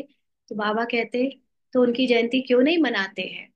भारतवासी ही नहीं मनाते हैं। माना भारत में भी अनेक धर्म है ना, तो दूसरे धर्म वाले शिव जयंती कहाँ मनाते हैं? जब भारत में रहने वाले ही नहीं मनाते हैं तो विश्व के दूसरे लोग क्या मनाएंगे? इसलिए ही भारत की यह बुरी गति हुई है। मौत भी बुरी गति से होता है। वह तो बॉम्ब्स ऐसे बनाते हैं, गैस निकला और खलास, जैसे क्लोरोफॉर्म लग जाता है। यह भी उन्हों को बनाने ही है। तो कहानी में, इस कहानी के एंड करने के लिए बहुत सारी तैयारियां हुई हैं, जिसमें बॉम्ब्स बनाना, क्लोरोफॉर्म के जैसे लोगों को खलास करने का, ये सब तरीका कहानी में नूद है, ड्रामा में। बंद होना इम्पॉसिबल है, इसीलिए उनका बनते रहना आगे आगे तक, जब तक ड्रामा एंड नहीं हो रहा है तब तक इम्पॉसिबल है। जो कल्प पहले हुआ था सो अब रिपीट होगा। इन मूसलों और नेचुरल कैलेमिटीज से पुरानी दुनिया का विनाश हुआ था, सो अभी भी होगा। तो ये जो मुसलमाना हम बाहर की दुनिया में जो मिसाइल्स बन रहे हैं, और जो हम बड़ी बड़ी दुनिया चीज को हिलने का या नेचुरल कैलेमिटीज कहते हैं, उससे ड्रामा में दिखाया जाता है कि विनाश हुआ। वो फिर से होगा, लेकिन एक्चुअली में हमारे लिए अंदर ही आ, जो 18 अक्षौड़ी सेना है, संकल्पों की, विकल्पों की, और नेचुरल कैलेमिटीज यानी पुराने स्वभाव संस्कारों का जो बार बार हम पर अटैक करना है, उससे ही हमारी पुरानी स्मृति बदलकर नई स्मृति में चेंज हो जाएगी। और उसका रिफ्लेक्शन हमको या दुनिया वालों को बाहर दिखेगा, कि बाहर ये वर्ल्ड वॉर 3 और नेचुरल कैलेमिटीज से विनाश हो रहा है, जो कि ड्रामा में नूंद है पहले से, जो होता आया है फिर से होगा। तो इसीलिए हमको अपने आप को ड्रामा के अंदर का पार्ट, जो का भान है, उससे निकालकर बाहर साक्षी दृष्टा की स्थिति में अवस्थित हो जाना चाहिए।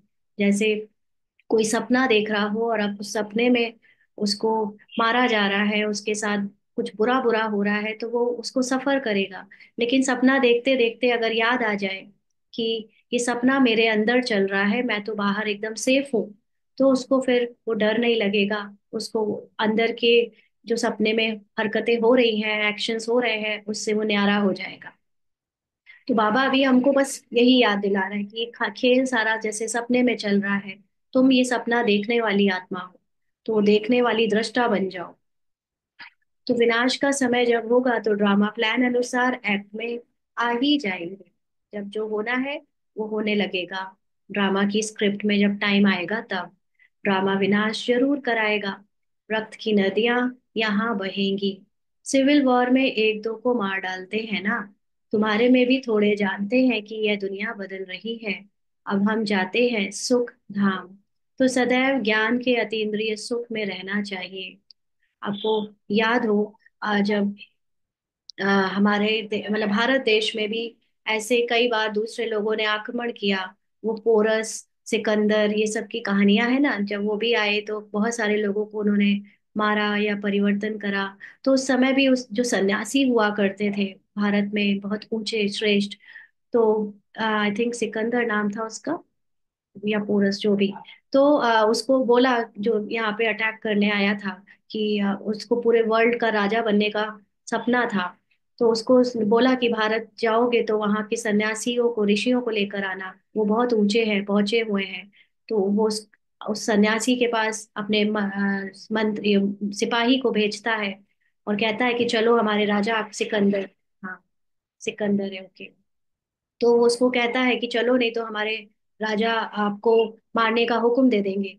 तो कहता है डरता कौन है, मरता मरता तो शरीर है, मैं तो कभी मरता ही नहीं। तो सोचिए उस समय वो सन्यासी भी आत्मा की स्थिति में स्थित था। उसके लिए सिकंदर का मारना मरना खून की नदियां बहाना उसको कोई फर्क नहीं पड़ रहा था। ना वो सन्यासी डर रहा था, ना वो सन्यासी इस बात से दुखी था कि भारत की ये दुर्गति हो रही है। क्यों? क्योंकि वो सन्यासी अपने अंदर आत्मा में स्थित था। और जो अपने अंदर आत्मा में स्थित होता है, माना अपने सत्य में स्थित होता है, उसके लिए ये खून की नदियां, ये रक्त की नदियां, ये सिविल वॉर, ये वर्ल्ड वॉर 3, ये विनाश, ये सब कोई मायने नहीं रखता, क्योंकि वो आत्मा है। आत्मा नॉन फिजिकल है, उसको कोई चीज से फर्क नहीं पड़ेगा। इसलिए बाबा हम लोगों को घर गृहस्थी में रहते कुछ नहीं छोड़ो, लेकिन बुद्धि से सब छोड़ दो, ऐसा सन्यासी बना रहा है, ऐसा अंदर से अपनी वापस सत्य में आत्मा में लौटा रहा है ना। तो ये डराने वाली बातें जितनी भी कही बाबा ने, ये सुन के कौन डरेगा? कौन से ब्राह्मण डर जाते हैं जो अपने को अभी भी ब्राह्मण समझ रहे हैं? ये ब्राह्मण का चोला भी उतारने का पुरुषार्थ करना है। मैं सिर्फ आत्मा हूँ और कुछ नहीं ना। तब मुझे ये रोल की कहानी, ये दुनिया, ये सब भूल जाऊंगा। तब मुझे जाकर अपनी आत्मा की वो सुख, अतीन्द्रिय सुख का अनुभव होगा। तो सदैव ज्ञान के अतीन्द्रिय सुख में रहना चाहिए। जितना याद में रहेंगे उतना सुख बढ़ता जाएगा। फिर संसार का दुख, इस शरीर का दुख या रिश्तों का या कोई भी दुख आपको छू नहीं सकेगा, क्योंकि वो सब माया है। छी छी देह से नष्टो मोहा होते जाएंगे। बाप सिर्फ कहते हैं अल्फ को याद करो तो बेबादशाही तुम्हारी है। हाँ, आत्मा को जितना ज्यादा अपने में स्थित रखेंगे या अपने को आत्मा में स्थित रखेंगे, उतना बेबादशाही, माना ये ज्ञान तुम्हारा है। इस ज्ञान से ही तो हम अपनी बादशाहियत को इमर्ज कर पाते हैं, हम रूल कर पाते हैं इस विश्व के खेल में। अदरवाइज हम इस खेल में डूबे रहते हैं और प्रभावित होते रहते हैं। तो सेकंड में बादशाही, बादशाह को बच्चा हुआ तो गोया बच्चा बादशाह बनाना। तो यानी जैसे भगवान साक्षी दृष्टा है, ऐसे ही उसको जान लेने के बाद मुझे भी सेकंड में उसके जैसी स्थिति मेरी बन जाती है, साक्षी दृष्टा की। तो बाप कहते हैं मुझे याद करते रहो और चक्र को याद करो, तो चक्रवर्ती महाराजा बनेंगे। इसीलिए गाया जाता है, चक्र को याद करो, माना ड्रामा को बहुत अच्छे से रिवाइज करो हर बार, तो चक्रवर्ती राजा बनेंगे। इसलिए गाया जाता है सेकंड में जीवन मुक्ति, सेकंड में बैगर टू प्रिंस। कितना अच्छा है। अभी हम सब लोग एक तरह से ड्रामा के अंदर भिखारी है ना। हर चीज हमको शरीर के लिए चाहिए चाहिए चाहिए। और फिर हम जब आत्मा राजा की स्थिति में स्थित हो जाती है, तो वो उस स्थिति से फिर राज्य करती है, प्रिंस बन जाती है। कितना अच्छा है। तो श्रीमत पर अच्छी रीति चलना चाहिए, कदम कदम पर राय लेनी होती है। बाप समझाते हैं मीठे बच्चे, ट्रस्टी बनकर रहो तो ममत्व मिट जाए, परंतु ट्रस्टी बनना मासी का घर नहीं है। हाँ, ट्रस्टी मतलब ये सब कुछ जो खेल में हो रहा है, वो ड्रामा मुझसे कठपुतली की तरह करा रहा है, करा लेगा, उसकी जो कहानी है वो नचवा लेगा, लेकिन मैं ये नहीं हूँ। और मेरे द्वारा ड्रामा करा रहा है, बाबा करा रहा है, लेकिन मुझे इस सब की कोई चिंता नहीं है। ऐसा सोच पाना मासी का घर नहीं है। यह खुद ट्रस्टी बने हैं। ब्रह्मा बाबा बच्चों को भी ट्रस्टी बनाते हैं। यह कुछ भी लेते हैं क्या? कहते हैं तुम ट्रस्टी होकर संभालो। जो भी घर गृहस्थी में या सेंटर में रहते हैं, जस्ट अपने को एक इंस्ट्रूमेंट समझकर वहां पर मौजूद रखो, शरीर को मौजूद रखो, बाकी अपनी बुद्धि से बाबा के पास रहो। तुम्हारे शरीर के द्वारा, मन के द्वारा जो कराना होगा वो होता रहेगा ड्रामा में। ट्रस्टी बने तो फिर ममत्व मिट जाता है। लेकिन ट्रस्टी का रियल मीनिंग नहीं समझते। हम समझते हैं कि हमको यहाँ का निमित्त बनाया है ना, तो हमको सोचना है, हमको करना है, हमें ये चीजें हम इसके जिम्मेदार हैं, हमसे पूछा जाए। तो ये सारी चीजें क्या हो जाती है, ये झूठा अहंकार। हाँ, हम ट्रस्टी की मीनिंग को मोल्ड करके अपने स्वार्थ के लिए यूज करने लगते हैं। जबकि ट्रस्टी का मतलब सिर्फ इतना होता है कि हम वहां पर एज अ निमित्त अवेलेबल हैं। ड्रामा हमसे पार्ट बजवा रहा है, लेकिन मेरा बिल्कुल भी उस चीज से लगाव नहीं है। मेरा बिल्कुल भी उसमें कोई अपना स्वार्थ ममत्व नहीं है। जब इस तरह के भान में रहेंगे, सिर्फ बाबा के साथ कंबाइंड रहेंगे, तो ममत्व मिट जाएगा। कहते भी है ईश्वर का सब कुछ दिया हुआ है, फिर कुछ नुकसान पड़ता है या कोई मर जाता है तो बीमार हो पड़ते हैं। मिलता है तो खुशी होती है, जबकि कहते हो ईश्वर का दिया हुआ है, तो फिर मरने पर रोने की क्या दरकार है? परंतु माया कम नहीं है, मासी का घर थोड़े ही है ना। कहने के लिए ज्ञानी सब बनते हैं, अरे सब ईश्वर का ही तो दिया हुआ है। और जैसे ही ईश्वर का वो रोल ने कुछ, ड्रामा ने कुछ ले लिया वापस, तो रोना गाना शुरू हो जाता है। हाँ, तो बाबा कहते हैं ये ज्ञान समझ पाना, उसका धारण करना, कि सच में एक्चुअली सब कुछ तुम्हें ड्रामा ने तो दिया था। ड्रामा में घर, ड्रामा में संबंध, ड्रामा में पैसा, ड्रामा में तुम्हारी भाषा, तुम्हारा ये शरीर, और ड्रामा ने ले लिया। तो फिर उससे दुखी क्यों होते हो? लेकिन ये समझना, ज्ञानी तो सब बन जाते हैं, बट एक्चुअली में जब उसकी परीक्षा आती है तो अचल अडोल रहे, ये बहुत कम लोग कर पाते, इसीलिए ये मासी का घर नहीं है। इस समय बाप कहते हैं तुमने हमको बुलाया है कि इस पतित दुनिया में हम नहीं रहना चाहते हैं, हमको पावन दुनिया में ले चलो, साथ ले चलो। परंतु इसका अर्थ भी समझते नहीं। पतित पावन आएगा तो जरूर शरीर खत्म होंगे ना, तब तो आत्माओं को ले जाएंगे। तो ऐसे बाप के साथ प्रीत बुद्धि होनी चाहिए, एक से ही लव रखना है, यानी आत्मा का लव केवल परमात्मा से। शरीर का भान बिल्कुल ना याद आए, उनको ही याद करना है। माया के तूफान तो आएंगे, कर्मेंद्रियों से कोई विकर्म नहीं करना चाहिए। अंडरलाइन, माया मतलब संकल्पों में ड्रामा खींचेगा, ड्रामा की अनेक आ, हिसाब किताब या दूसरी बातें खींचेंगी, लेकिन हम उसको एक्शन में बदल दें, इसको हम ध्यान से कंट्रोल कर सकते हैं, अगर अपने संकल्पों में ही हम अटेंशन रखकर बाबा या अपने आत्मा के सत्य में स्थित हो जाए तो इसीलिए बाबा कहते हैं कर्मेंद्रियों से कोई विकर्म नहीं करना चाहिए, वह बेकायदे हो जाता है। मन में क्रोध आया, लेकिन उसको वहीं पकड़कर बाबा को सौंप दो और स्थित हो जाओ शांति में। लेकिन अगर हमने वो नहीं किया कंट्रोल, जिसको बाबा ने कल कहा था ना, अ, हमें चेक करना है और उसको करेक्ट करना है, तो अगर एक्शन में आ गया वो क्रोध तो बेकायदे हो जाएगा। बाप कहते हैं मैं आकर इस शरीर का आधार लेता हूँ, यह इनका शरीर है ना। तुमको याद बाप को करना है। तुम जानते हो ब्रह्मा भी बाबा, शिव भी बाबा है। विष्णु और शंकर को बाबा नहीं कहेंगे। शिव है निराकार बाप, प्रजापिता ब्रह्मा है साकारी बाप। अब तुम साकार द्वारा निराकार बाप से वर्षा ले रहे हो। दादा इनमें प्रवेश करते हैं, तब कहते हैं दादे का वर्षा बाप द्वारा हम लेते हैं। दादा यानी ग्रैंड फादर है निराकार, बाप है साकार। ये वंडरफुल नई बातें हैं ना।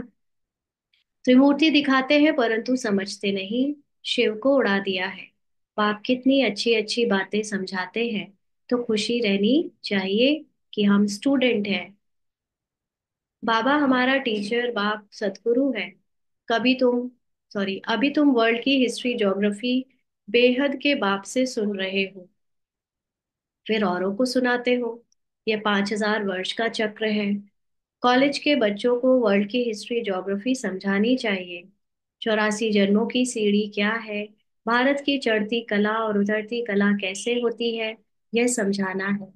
सेकंड में भारत स्वर्ग बन जाता है, फिर 84 जन्मों में भारत नर्क बनता है। यह तो बहुत ही सहज समझने की बात है। भारत गोल्डन एज में आयरन एज में कैसे आया, गोल्डन एज से आयरन एज में कैसे आया, यह तो भारतवासियों को समझाना चाहिए। टीचर्स को भी समझाना चाहिए। वह है जिस्मानी नॉलेज और ये है रूहानी नॉलेज। वह मनुष्य देते हैं, यह गॉड फादर देते हैं। वह है मनुष्य सृष्टि का बीज रूप, तो उनके पास मनुष्य सृष्टि का ही नॉलेज होगा। अच्छा, मीठे मीठे सिकी नदे बच्चों प्रति माता पिता बाप दादा का याद प्यार और गुड मॉर्निंग। रूहानी बाप की रूहानी बच्चों को नमस्ते। हम रूहानी बच्चों की रूहानी बाप दादा को याद प्यार गुड मॉर्निंग और नमस्ते बाबा, शुक्रिया, थैंक यू बाबा। धारणा के लिए मुख्य सार। पहला पॉइंट, इस छी छी देह से पूरा नष्टो मोहाबन ज्ञान के अतीन्द्रिय सुख में रहना है। हम्म, बुद्धि में रहे अब यह दुनिया बदल रही है, हम जाते हैं अपने सुख धाम।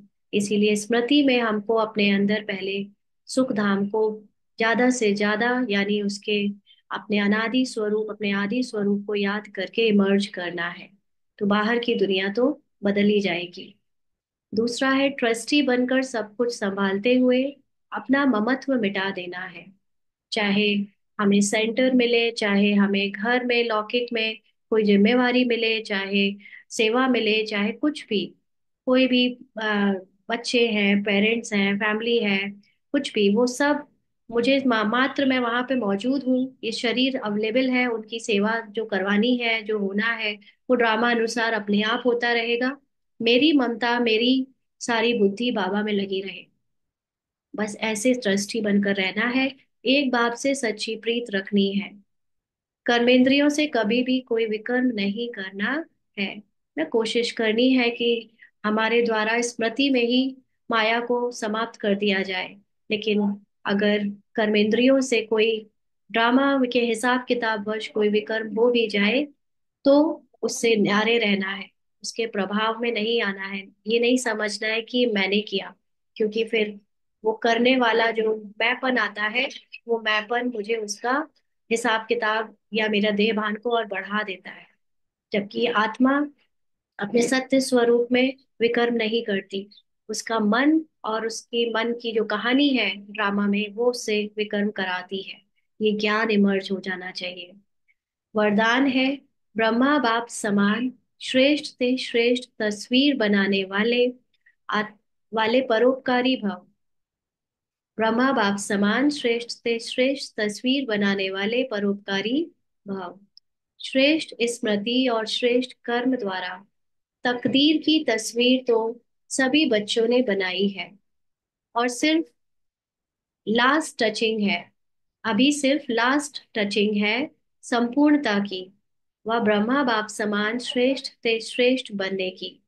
इसके लिए परोपकारी बनो, अर्थात स्वार्थ भाव से सदा मुक्त रहो। हर परिस्थिति में, हर कार्य में, हर सहयोगी संगठन में जितना निस्वार्थपन होगा, उतना ही परोपकारी बन सकेंगे।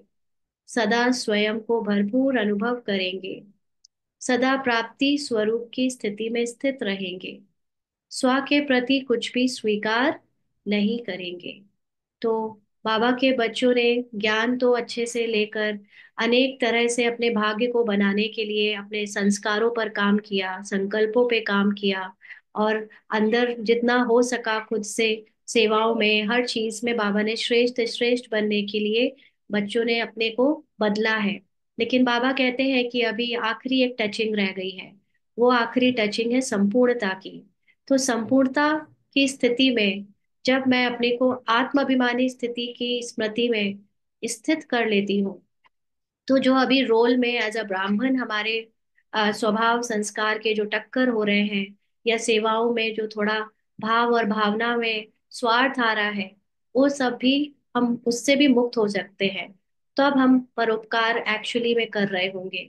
तो बस वही टचिंग रह गई है कि अब हम अपने आप को पूरी तरह से हर परिस्थिति, हर कार्य और सहयोगी संगठन में आत्माभिमानी स्थिति से अपना सहयोग दें, निस्वार्थ पन को इमर्ज करें, तब परोपकारी बन सकेंगे और अपने को भरपूर अनुभव करेंगे। तो ऐसी आत्मा जो अपने स्व स्थिति में स्थित है और फिर दूसरों के प्रति या परिस्थिति के प्रति अपने सहयोग को दे रही है, उसमें कुछ भी किसी से स्वीकार करने की कोई भावना नहीं रहती। कोई सम्मान, कोई प्रेम, कोई नाम मान शान, उसको इस सब से कोई मतलब नहीं, कोई ममत्व नहीं होता। वो कुछ भी अपने प्रति लेती ही नहीं, क्योंकि आत्मा को कुछ चाहिए ही नहीं। शरीर के भान में रोल को चाहिए होता है, और जब शरीर का भान रहा ही नहीं, रोल रहा ही नहीं, सिर्फ मैं आत्मा हूँ, तो वो कुछ भी स्वीकार क्या करेगी। आज का स्लोगन है, सर्वस्व त्यागी बनने से ही सरलता व सहनशीलता का गुण आएगा। सर्वस्व त्यागी का मतलब ये ड्रामा की हर एक बात को भुला देना, मैं शरीर हूं ये भान भूल जाए। क्योंकि रोल में हम जब अपने को ब्राह्मण समझते हैं, तो भी हम शरीर के भान में हैं, और एज अ ब्राह्मण हमको कई चीजों की कामना होती है, ये बिल्कुल सत्य है। चाहे नाम मान शान की, चाहे अपने को बड़ा समझने की, ज्यादा ज्ञानी समझने की, ज्यादा बड़ा सेवाधारी समझने की, ये सब त्याग कर देना। यहाँ तक कि सत्युग में क्या बनेंगे, इस बात को भी भूल जाना, इसका भी त्याग कर देना। सिर्फ मैं आत्मा हूँ, इस समय मुझे अपनी उस सत्यता में स्थित रहना होना है। इस स्थिति को जब हम महसूस करें, तो ऑटोमेटिकली हमारे व्यवहार में सरलता और सहनशीलता का गुण इमर्ज हो जाएगा। आज के अव्यक्त इशारे हैं, यह सकाश देने की सेवा निरंतर कर सकते हो। इसमें तबीयत व समय की बात नहीं है। दिन रात इस बेहद की सेवा में लग सकते हो। यानी अपने को आत्मा समझना तो तबीयत खराब होने में भी समझ सकते हो। समय कहीं भी कहीं कैसे भी हो, किसी भी हालत में हो, वहां भी अपने को आत्मा समझ सकते हो। तो ये बेहद की सेवा तो हर समय और निरंतर कर सकते हो। तो जैसे ब्रह्मा बाप को देखा, रात को भी आंख खुली और बेहद की साकाश देने की सेवा होती रही। ऐसे फॉलो फादर माना। क्योंकि सोते समय तो हमारे हाथों में नहीं होता कि हम क्या सोचे, ये मन क्या संकल्प करे। लेकिन जैसे ही आंख खुली माना, होश में आए, तो जब भी होश में आए तुरंत अपनी आत्मा में स्थित हो गए। और अपनी आत्मा में स्थित हो जाना ही बेहद की साकाश देने की सेवा होती है। तो ऐसे फॉलो फादर करो। जब आप बच्चे बेहद को साकाश देंगे, माना अपनी आत्मा को इमर्ज करके आत्मा के संकल्प को बार बार फैलाएंगे। फैलाएंगे क्या, वो अपने आप फैलते हैं, तो नजदीक वाले ऑटोमेटिक साकाश लेते रहेंगे। माना फिर चाहे वो घर गृहस्थी में रहने वाले आपके लौकिक वो वाले हो, चाहे अलौकिक वाले हो, पूरा विश्व आपसे साकाश लेता रहेगा। इस बेहद की साकाश देने से वायुमंडल ऑटोमेटिक बनेगा। तो आजकल जो हम कहते हैं वायुमंडल की प्रॉब्लम है ना, लोगों में नेगेटिविटी बहुत है। उसमें हमको अपने देह भान से न्यारे होकर आत्माभिमानी स्थिति से अपनी सकाश देने की सेवा करनी है, तो वो वायुमंडल ऑटोमेटिक बन जाएगा। ओम शांति।